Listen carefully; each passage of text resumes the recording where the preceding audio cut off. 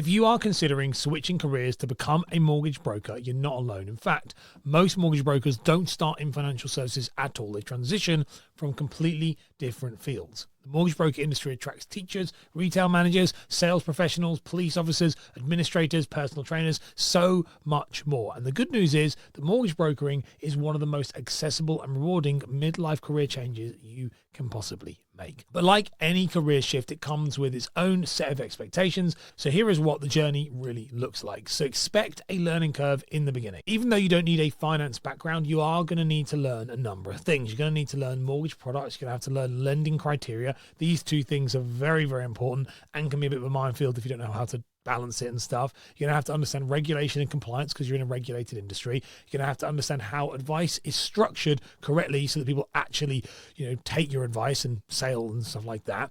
And also the full application process from the beginning to the end. It's not difficult, but it is very detailed. And most people find the learning period interesting and surprisingly practical. You'll also need a CMAP qualification. To give mortgage advice, you have to complete CMAP. You can study part-time alongside your current job, with most people generally qualifying within about 3 to 5 months.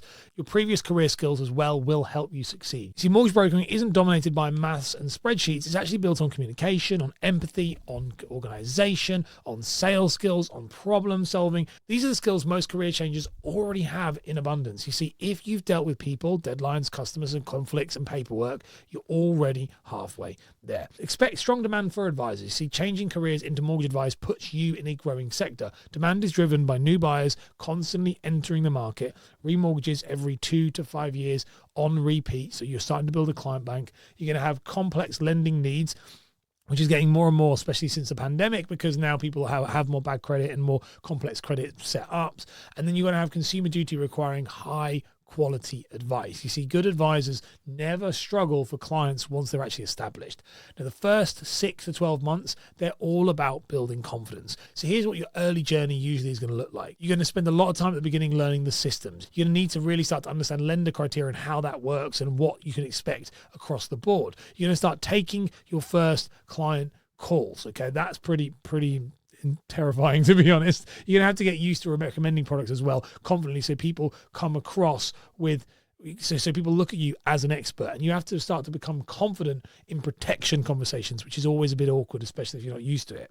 See, every advisor feels a bit overwhelmed at first. That is completely normal, but by about 6 to 12 months, everything will start to click. So your income as well is the next thing, and that's going to grow with your experience. Career changers often hit strong earnings because they are disciplined and mature. The trajectory normally looks something like this. In your first year as a new advisor, you're going to look at, say, 25 to 45,000 pounds employed, and you're going to have higher with commission or self-employment if you go into that space. The second year, then you probably could be looking at, say, 50 to 80,000 pounds. That's where the career starts in the initial space, and it's a career where your income increases as well as your confidence grows, and you can get significantly more than that the better you become. You can also expect flexibility you may never have had before. You see, mortgage brokering can be shaped around your lifestyle. You can work employed, self-employed, in an office, from home, part-time, full-time, evenings only, weekends, around your family commitments. You see, many career changers say the flexibility is one of the biggest benefits of why they choose it. You see, the big thing is it's a people career, not a numbers career. A lot of people assume mortgage brokering is a mathematically heavy job, but it's not. Most of the systems do the calculations for you.